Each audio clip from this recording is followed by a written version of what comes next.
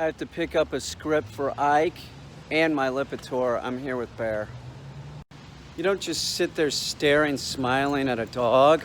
What's the matter with you? And then when somebody says, please don't do that, he's a service dog, you just keep doing it?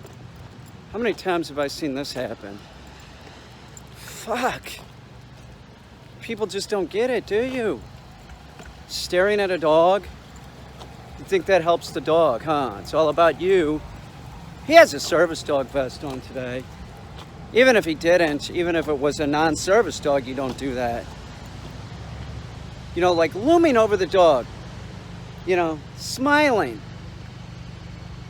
What's the matter with you? Smiling. Saying stuff. Trying to interact with the dog. You're told not to and you keep doing it. I know somebody's seeing this that thinks that it's okay. I hear it all the time. Oh, it's okay if I ask. No, it's not okay to pet the dog if you ask. It's not okay to do anything. It's a dog. Just leave it alone. Just leave it alone. It knows that you're smiling at it. Knows that you're staring at it. What's the matter? You don't get it? I'm in Walmart with Bear, and we're working on him backing up when I have a cart. He's doing pretty good. Just take your time when you're teaching your dog to do this. You're going to want to work with him, you know, when you're not in the store. Most everything you're going to do is yard work with your dog. It doesn't matter if it's a hunting dog, a service dog, a dog that's trained to do protection. It doesn't matter. You're going to do yard work. Don't think that your dog is going to heal. You cannot teach your dog how to heal by taking it out for a walk. You teach it how to heal when you're in your yard. And then you take it out on a walk. But you have to do a lot of yard work before, you know, it's real life and you're going to, like, you know, go out and work the dog. Don't rush it. Take your time. Be thorough. Make sure that the dog understands what you want of it. They're going to get confused at times. And if you are working a service dog and you're in a store, stay away from people. People are the worst things for your dog. Don't let people touch your dog. Don't let people interact with your dog. Get your dog away from those people because you could tell them to stop. They don't stop. They just keep going. People are just jerks. We have 4 million dogs dying every year. 4 million. He's doing better in stores, that's for sure. But since we started doing this, I've never allowed him to touch anybody or anybody to touch him in the store. Absolutely not. And when he gets excited, when he's been excited, I tell him no. I tell him no, he doesn't need to be excited. His tail doesn't need to be wagging. It's fine if it's like that. See his tail right there? It's up. That's fine. But a fast wag, he does not need to have a fast wag.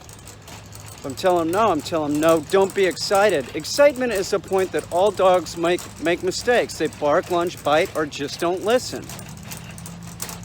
That's it. That's it in a nutshell. That's the problem we have in the United States and across in the whole on this planet with humans owning dogs, that they think that the excited dog is the happy dog. It can be happy and not be excited. Your dog that's wagging its tail real fast is excited. It could be happy. Yes, that could be true. But it's also excited. Everyone should be trying to make their dog as calm as possible and telling the dog not to be excited. But we have idiots like this guy, Zach George, who's saying the excited dog is the smartest dog. It's ridiculous. It's absolutely the stupidest thing I've ever heard. He is absolutely the worst thing for dogs there is. He's telling people what they want to hear. He is. Everyone, listen, this is a fact. All dogs are easy to excite. I could get just about any dog excited. So that's a problem that owners have. So he wants the owners to think that their dog is super smart. Yeah, use his methods because he's telling you what you want to hear. What he's telling you is your dog, he's telling you lies. Your dog is excited and that's all. And dogs don't function good when they're excited. So just to like have somebody out there that's spreading disinformation like this, when we have 4 million dogs dying every year, and an idiot like that has 1.5 million subs, influencing all these people that this purely positive dog training is positive. It's not positive for the canine. We have 4 million dogs dying every year. It's the worst thing that you could do. You want to make the dog as calm as possible. Exciting it just exacerbates the whole issue with the dog, which is excitability. So you don't condition that in. You don't want that conditioned in. And anytime your dog's excited, get it to, have it do something. Sit, whatever. Get it to start functioning. Change the excitement level. Change it into being calm. Tell it to sit. If it's sitting or in the down position, you start working and it's going to be calmer. This is Bear. We're working with the dummy launcher here. I'm teaching him to not just run after it. He needs to wait until I release him. Bear. That's with all retrieving. Many things that are positive reinforcement for your dog. Walking through a door, running, all these things are positive reinforcement for your dog, so you have to be careful that you're not reinforcing something that you don't want. One of the biggest problems with dogs is excitement. If you have a dog and you're retrieving with the dog, and by the way, do not use sticks. That teaches the dog to eat sticks and wood, and then you're going to have anal gland problems. If you're throwing something to a dog and your dog is running around like an idiot, and then you throw it, you're conditioning the dog to run around and be like an idiot, and you're conditioning excitement. There's so many reasons not to do it. It's so much better. Just get the dog under control. To get the dog under control, you have to use a leash. Now, Bear can do a dummy launcher, and that's extremely exciting. It has a report. It's a 22. This is fired by a 22. So it's loud. It causes excitement. That's why I use this, is because I want to push him past the point of excitement. When we first taught Bear to do the dummy launcher, he didn't have to wait. I just wanted him to go get it. By the way, if you're going to use a dummy launcher, make sure your dog isn't gun shy before you do this. If you don't go over that with your dog with a 22 starter pistol or a 16 gauge, whatever, a 410, you use this, it'll freak your dog out. Your dog will take off. You're going to screw the dog up. The dog he's not coming back. It's going to get hit by a car. It's going to be so frightened because it doesn't know what this is. So you have to go over that. But if your dog can do this, and you want to get the dog to stay, don't say stay, just tell the dog to sit or get in the whoa position, have the leash on the dog, and then do the dummy launcher. Like, I'll be out to the side like this, out to the front sort of, doing the dummy launcher, but before I do it, I'll give him a little bit of this and I'll say, no, sit. I'll reinforce. Or no, whoa. And I'll do the dummy launcher. The next thing that I would do after that is it'll probably go into I'm stepping on the leash and doing the dummy launcher. I'm not going to go right to you won't get success if you're just going to be like, oh look, I'm going to do the dummy launcher. I'm going to tell the dog to sit. It's not going to have any leash on it. Bear, sit. And then I'm going to shoot the dummy launcher. And then what your dog's going to do is it's going to take off after the dummy. It's going to get reinforcement for not sitting. If you do any kind of retrieves, you have to make the dog wait. It doesn't matter if it's a frisbee. It doesn't matter if you're throwing a tennis ball. You have to make the dog be compliant and calm before the retrieve, or else you're just conditioning the dog to be excited. Whoa. No, whoa. That was a dud. Sit. Tell you what we're going to do. We're going to do it in the down position from now on.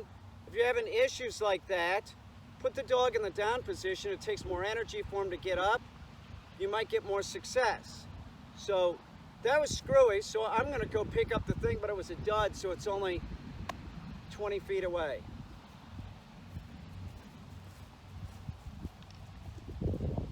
He's going to pick up on this right away, so a lot of times they'll just take off, and then they figure out that you're stepping on it.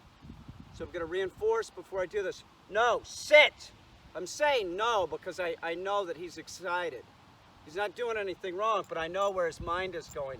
Sit! No. Okay, fair. Positive, heel, drop. Sit. That's good. Good boy, dude. The act of retrieving is positive reinforcement. So if your dog isn't calm before it goes on a retrieve, you're conditioning that excitement into the dog. No, down.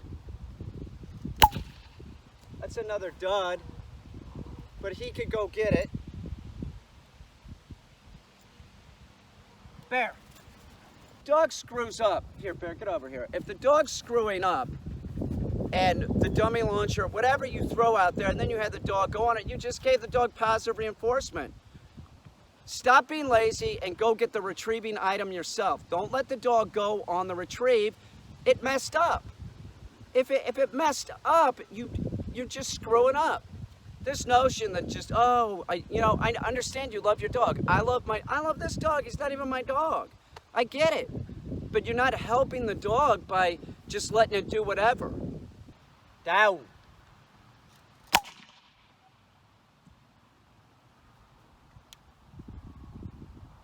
No. Down. It's good. Down. Look at the dog's behavior. Look at how he looks. He looks totally chill, right? Watch when I release him. Watch the difference. He's going to explode. No. Bear! See what I mean? See, I see. Drop. This tape is sort of falling off. No. So a little bit of movement, so I said no. It's calm, right? He knows it's out there. He's not obsessed about it. He will be in a second.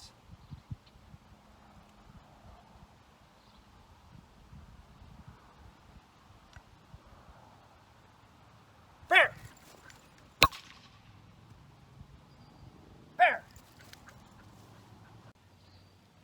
No.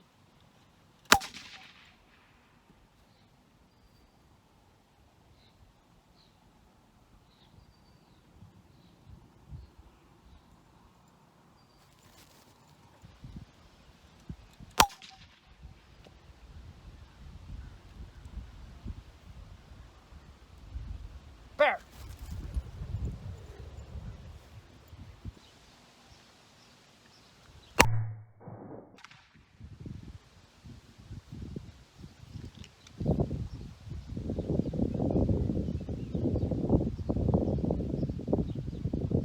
Bear! I have a huge problem. God damn it. This sucks. I have trees and stuff in this backyard, but I've made an attempt to tell birds, don't nest here. The backyard is not a cool place to nest. It isn't. There's dogs always, back here. Baby birds live on the ground for like a day or two, eating bugs and stuff. That's what they do. That's why you should never pick up a baby bird. If it's walking around and it has feathers on it, leave it alone. Leave it alone. You don't know what you're doing. So I have dogs coming out here. If there's a baby bird on the ground, the baby bird could get killed. I had sparrows in the barn last year. It was like such a hassle. So about a week or so ago, I was checking out this is a Arctic kiwi is what this is. This is Arctic kiwi, and I was seeing if any of them are blooming. And I have two blooming. You need a male and a female to get fruit. I don't know if it's a male and a female, but I got two of them blooming. So I noticed a robin was making a nest. So while she was making the nest, I was going over there like saying, don't make the nest, and then she disappeared. No, she disappeared for a day or so. She's back. She's sitting on eggs right now because I can get real close. I can see her tail coming up. This sucks. What am I going to do? Kick her off her nest? I don't want to do that, but I also don't want the babies getting hurt. This is going to be a huge fucking hassle. She's on them. When a bird's like that, when they're sitting on, I could be doing this video standing underneath her nest and talking, and it would not affect the bird. The bird is going to just keep sitting on those eggs unless I get right up in there and say, like, get off there. You see the tail? I'm right by it. See, that's why I know she's sitting on eggs. She's not going to leave. There's the tail right there in the middle. There's her tail. All right, I'm getting out of here. She's on her eggs. they're in there now, you know. I'm not gonna kick a bird out of its house, so I'm gonna take like wire fencing, do like a half moon shape, kind of hook it into that fence over there, which is made out of the same material which baby birds could go through. And then on this area, I'll get aluminum flashing to make it so that they can't climb through that. I don't know. Go on, Bear. Walk around in there. He doesn't know if he likes it or not. He'll like the lake. You want to go to the lake? There you go. Good boy. Get in there, Bear. Big man. There you go, Bear.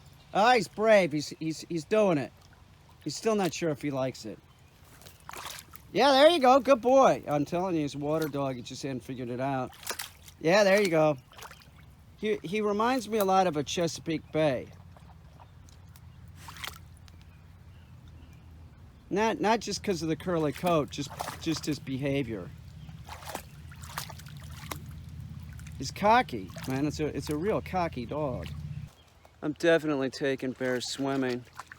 He was a little uneasy about walking in the creek, but he seems to be getting used to it. As good as he is, I think that I could get Bear to do a water retrieve before he goes home. Oh yeah, this is exactly what I want.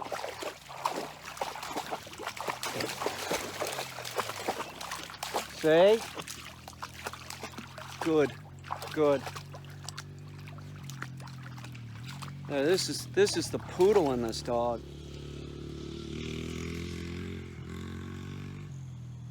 Come on, Bear. I'll tell you where we could go, Bear. You want to go to Catherine Creek? We'll take Tonka to Catherine Creek with Bear. He'll like that. It's like a raging river. Hey, Bear, let's go. Here, heel. We got Junior Evel Knievel riding around on a bike, so we're gonna get out of here. Kid looks like he's about first, second grade. There's a couple of them around here that are real young. It's like, I would not let my kid do that. Bear, heel! This dog will stop on a dime. He reminds me of no! You better heel, dude! No, heel. I saw a poodle doing field trials once. It was the same thing. It could stop on a dime. It was amazing. It's one of the best looking field trial dogs I've ever seen. It was just amazing.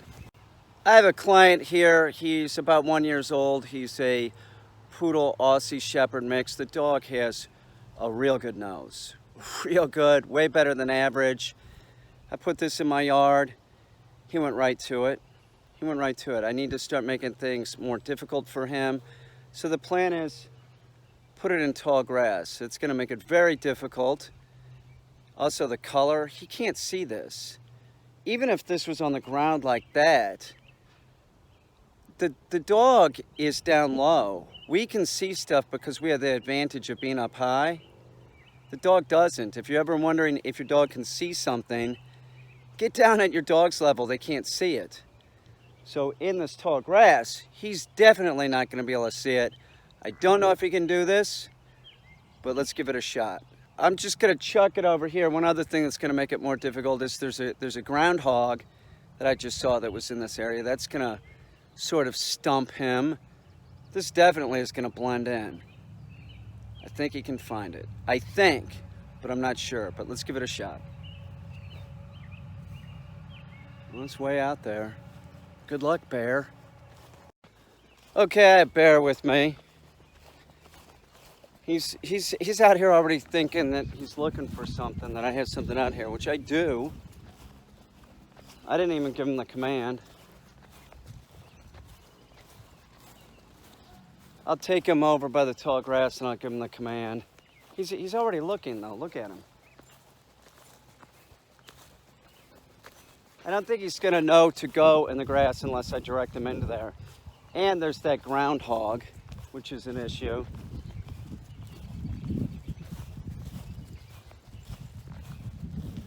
Bear, hunt him up. Hunt it up, Bear. See, they look at the tall grass as like a wall. They don't know that they can go through it. It's taller than he is. He's sniffing around though. Bear, over here. Here. Hunt him up. No, Bear, here. Come on. Hunt it up, Bear. Oh, he smells it. Oh, fuck. You can go in there, Bear. Hunt it up. Get in there, Bear. It's like a dog going in the water for the first time. There you go. Hunt it up, dude. Good boy. Good boy, Bear. Hunt it up. Where is it, Bear? Good boy. He smells it already. Hunt it up. Good boy, Bear. Hunt it up. Oh, he's on it. He's on it. Yes! You are one son of a bitch, dude. Come here, buddy. No, hold. Sit. Nice job. Drop. Bear, come here. Heel.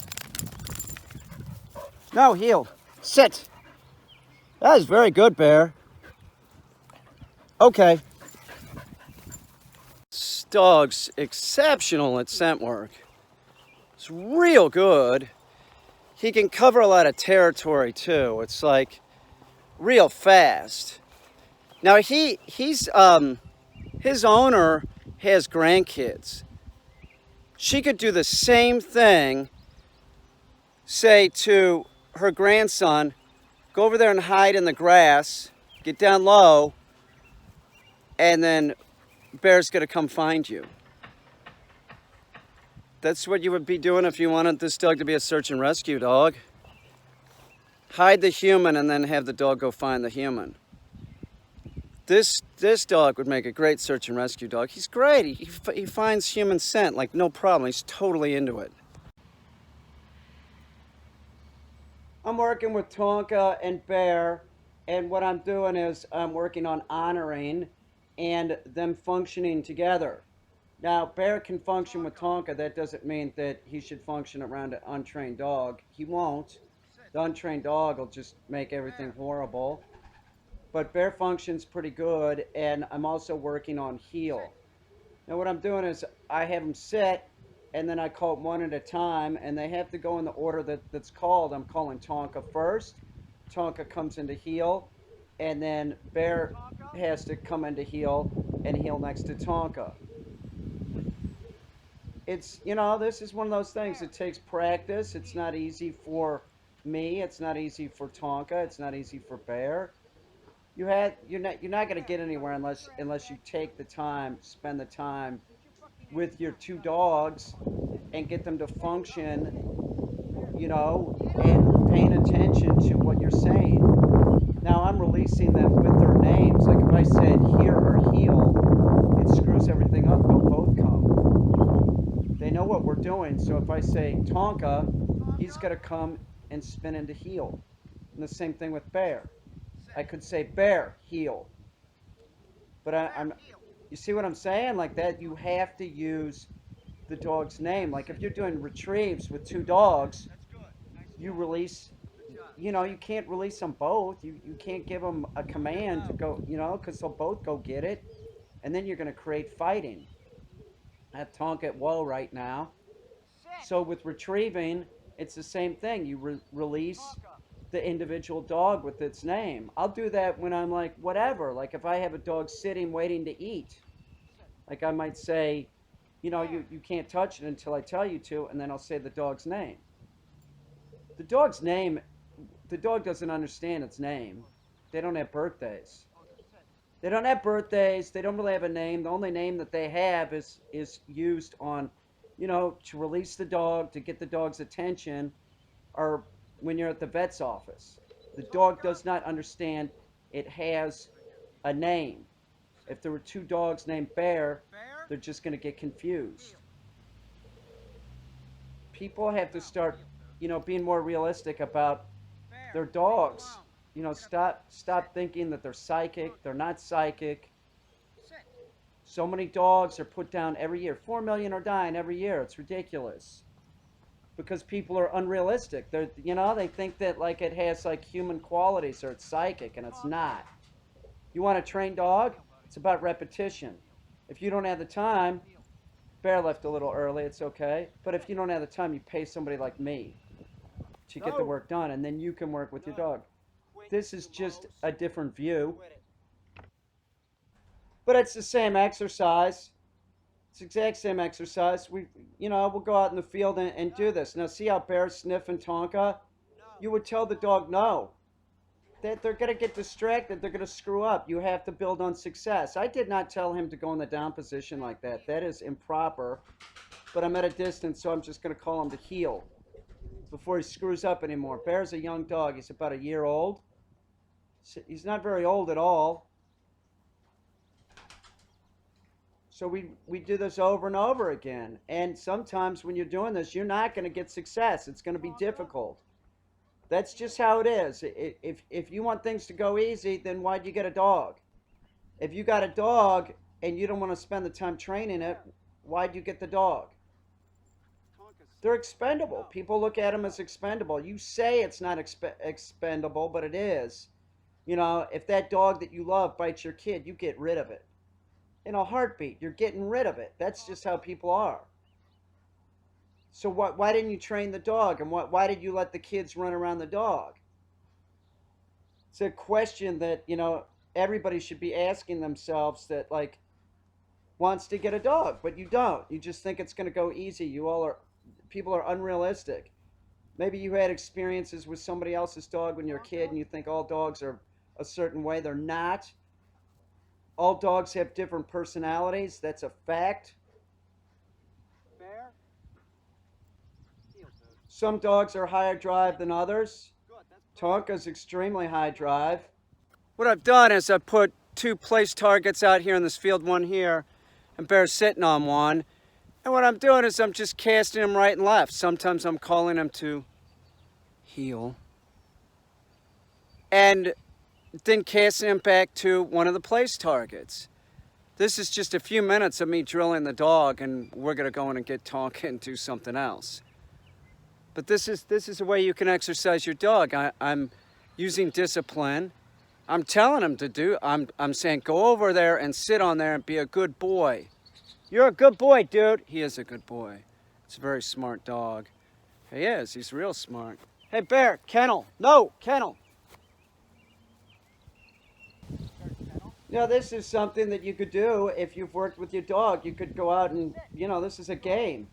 It's a game for me and for the dog. I like doing this. And that's casting. I'm just casting the dog right and left. The dog's a young dog. He hasn't been doing this long, so he might screw up, but it's okay. Right now I'm letting him go to the bathroom. He wasn't functioning good, so I gave him the hurry, hurry command. Now we're going to go back to work. If you ever see your dog and it's not functioning right, it might have to go to the bathroom. Like, go to the bathroom and then go back to work. But casting like this is like you're increasing your communicative skills with the dog. Dogs, 150 years ago were used to work with. They were working. Now we have all these problems because people just want a dog to, like, sit around the house. This notion that, like, I don't know what's the matter with people. They get a dog and then they don't work it. It's just like a companion, but it's a companion that's a subspecies of the wolf. Kennel?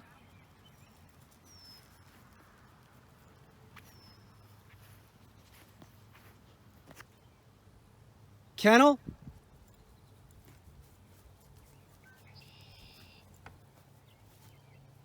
Good boy. That's awesome, Bear. Nice job, dude. Kennel.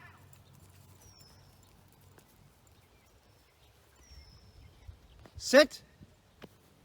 Bear, down. Bear, kennel. No, kennel. He wants to come to heel. Bear, heel. Good boy. Bear, kennel. No, kennel. No, I don't got nothing for you. Kennel. Good boy. Bear, heel. Bear, kennel. No, back, kennel. Good boy. Sit. It's pretty good, Bear. No, sit. Good boy. Bear, heel. You're a goofball. Come here, buddy. Bear, sit.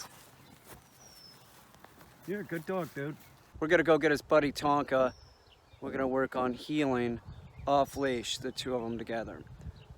Working with two dogs is harder than working with one, for sure. This makes a problem for everybody. It makes a problem for me, it makes a problem for him, and it makes a problem for Tonka. I do a board and train that's long enough that like I can work with the dog with other dogs, get a lot accomplished. That just seems like the best way to do it. It makes for a safer dog, like a dog that can function around another dog is gonna, like I push the dog past these points of excitement, and I do use one of my most excitable dogs, which is Tonka. He's very high energy, and right now we're gonna start working on heel, but I'm just warming him up real quick, and I'm just going over what we went over before, which is just I stand off at a distance and I call, one of the dogs to heel.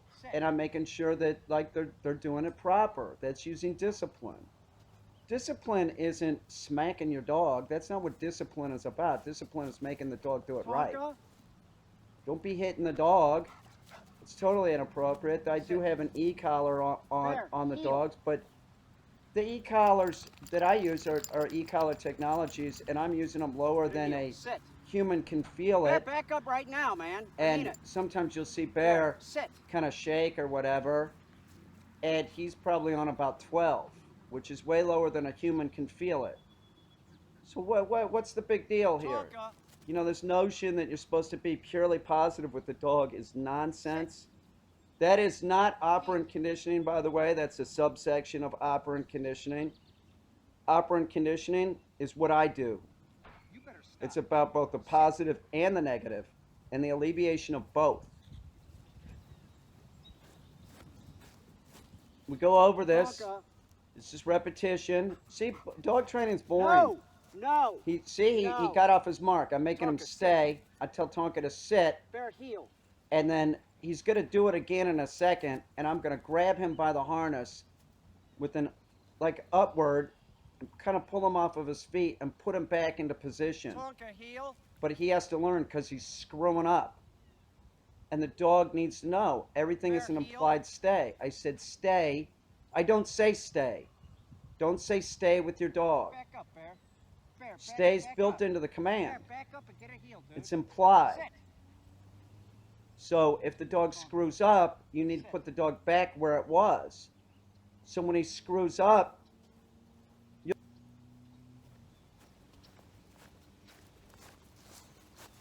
now, Tonka. I'm going to call Tonka, and then Bear's going to screw up again. Watch this. No. See, I didn't tell him to go. No. So I'm going to tell Tonka to sit. Tonka, sit. Right? I don't want Tonka to follow me. I need Tonka to stay there. And watch what I do. I'm going to pick him up by the harness, and he's going to know that I'm fucking teed off, because I don't usually pick him up by the harness. Now watch what I do. Bear, sit. Go back to where you were, dog. Let's start it all over. You have to start over. You can't play the game if you're not going to do it right. At times, I've had him screwing up, or Tonka. It could be Tonka, and then they're totally out of the game. I put them to the side, and they don't do anything but sit. That's how it is. Sometimes to teach a dog, if I'm doing frisbee or something and the dog's screwing up, or even if the dog isn't screwing up, I just have the dog watch. Bring it in The here. dog has to learn. The dog has to learn that you can't just do it whenever. The dog can't force you into doing it. If the dog's bringing a toy and telling you to throw it, and you throw it, you're an idiot. Don't do that. Do not do that. That is not anything that's going to be positive for your dog. If your dog is telling you to do something, don't do it. If the dog wants to go right, you go left. No, heel. That's your basic rule of thumb with the dog. You want things to go well with the dog, stop thinking of the dog as like a morphed little human being, because they're not a morphed little human being.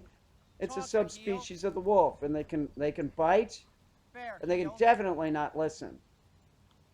And I'm going to say it one more time. Excitement is the point where all dogs make a mistake. They bark, lunge, bite, or just don't listen. Here, we're going to start going into heel. And I'm doing a inside circle here.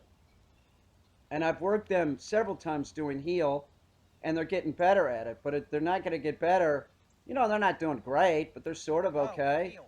But they're not going to be able to do this, you know, unless you go over it. And right, that doesn't go real well. Right there, that corner, that turn did not go well. But it doesn't matter because Bear's learning. They have to learn that. They have to learn to work with the other dog. They have to. Now we're doing an outside turn, but they have to learn to work together. So just because something is sort of negative doesn't Go, necessarily heel. mean that it's a Come on. positive. Go over here. See him heel. shaking his head? He's on 12. He just doesn't like it. It's not painful. He just doesn't like the e-collar. You can't even feel it at that level. Tonka heel. You cannot even feel it. It's an e-collar technology's collar. Don't buy one of those unless you know what you're doing, by the way. It's raining.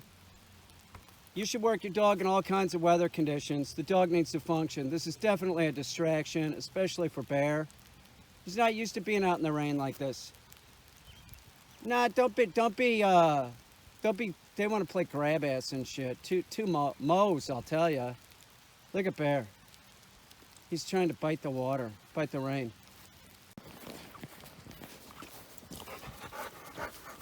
Pretty good. I mean, we're just walking straight. I mean, it's actually they're really healing very nice for two dogs. No, it's easy for them to get excited. Go a little bit forward. Tonka, back up, heel, dude.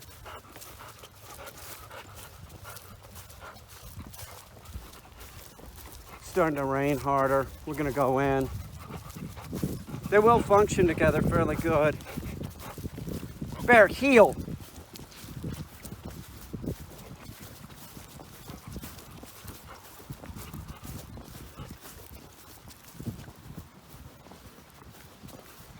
Sit. Down. Sit. No, sit. Tonka fucked up, didn't you, Tonk? Sit. Bear is going home soon, and we're going over everything until, you know, he goes home. And what he's doing here is he's recycling plastic and paper. And this is something that he learned here to do on the board and train, and he's into it. He needs to wake up a little bit. We just woke up. This is early in the morning. Beautiful. But he's real good. He also does aluminum. I'm having him put aluminum in the plastic receptacle. He's such a good dog. This is a real working type of dog. As long as he's hanging around with a human and you're using discipline and you're working a dog like this, man, they're very responsive. I'm not saying that he can't screw up. He's a dog. Dogs are not perfect. But you see how he's wagging his tail? Like he's into this. He's totally getting into this stuff. Look at him now. Now he's running. He's running the objects over to the receptacle. He just learned this stuff a little while ago. Come on, dude, let's go. Heel, quit screwing around. That's a can. That's an old Red Bull can. I don't drink that crap anymore. But he's great, man. He's great. And this is another thing that, you know, you can teach your dog to do, and then you can be working your dog. You need to work the dog. Oh, he screwed up. That's okay. Okay, he's going to put it in the wrong one. It's not a big deal. It's not a big deal. I'm not going to have a hissy fit over this. Go put it in there. There you go. Now he's putting it in the paper receptacle. Good boy. He's just learning this. He's doing great. It's a great job. Put the big envelope. By the way, all those objects are wet. It rained last night, and he's still functioning pretty damn good. See if we got anything else there for him. Yeah, the big wet magazine. So I want him to take these two objects that they're wet. See if he'll do it. Runs it over there, drops it in. Runs back to work more. This is the Aussie Shepherd in him. Put it in there. It's a great job. Bear. That is a Good great boy. job. No jumping. Notice how I put my leg up? I thought he was getting excited. job, He was going to dude. jump Sit. on me. No more jumping. He made one mistake. He's not a robot. The paper was wet. It confused him. The paper was outside last night. Confused him, so he put one time. He made a mistake. He's just learned this. He's doing great. Good job, buddy. It's awesome. What a guy. What a guy. Moved the weave poles. They used to be by the barn. And I moved him here because Bear's mom's coming into town, and I want to start moving stuff around, making it more difficult for Bear. When an owner comes in town, we're usually doing them at a hotel, or if they live close, we'll do it at their house. If it's somebody that's in New York City, we go to their house. I don't want the dog doing the lessons here because the dog is accustomed to doing them on my property. I want to make it more difficult for the dog. That way we can get that out of the way, so when the dog gets home, or it is home, that's all worked out. Here, Bear.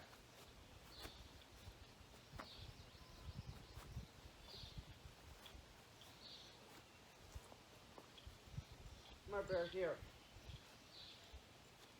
Here, Bear. Weave. Here, weave. Here, weave. Very good, you did it. Nice job. Do it backwards. Come here, buddy. Here. Heel. Weave. Here. Weave.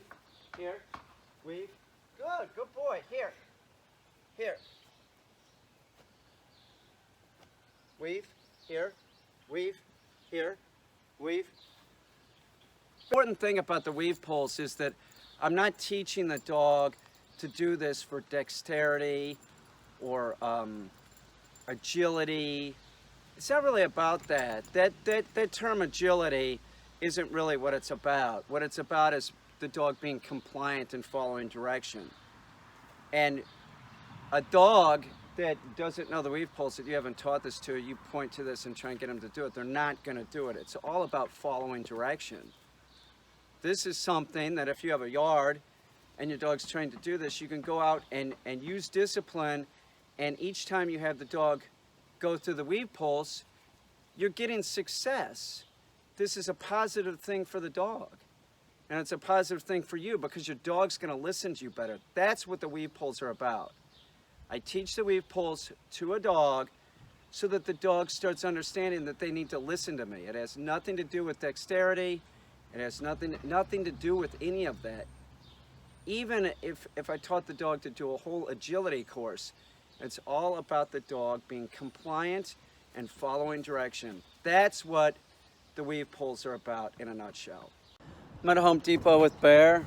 I'm gonna get some tomato steaks and some fertilizer and work Barry. Actually, we're not getting tomato steaks. I need something. I cut down my grapes that were in the front. They were about 13 years old. Delicious. I didn't want to get rid of them, so I just left they got real thick stalks. They're sprouting again. I'm getting new vine, so I want to put something out front. I'm going to see if they have some kind of pressure treated something that I could just slam in the ground. I can upgrade later and then just put some wire. I don't want the grapes climbing onto my porch, which that's what they did for 10 years or 12 years, whatever it was. But they're about 13-year-old plants, and I want to keep them because the grapes are delicious. Bear's doing good. We're looking for orchard spray. I have a peach tree that clearly has a fungal infection. I'm trying to save it. It had fruit like the first year. It's gigantic, but it's had this problem ever since. I don't know if I can save it. Seriously, I might end up cutting it down. I was in the checkout lane and I dropped this out of my pocket. I was getting my wallet out and stuff, and I commanded Bear to pick it up, and he picked it up. Very difficult thing to pick up. See how flat it is? And it was on a hard surface. If this was in the grass, it'd be easier to pick up. He picked it up. The damn dog will pick up anything I ask him to pick up. He's great. You're awesome, Barry. He is. He's a good boy.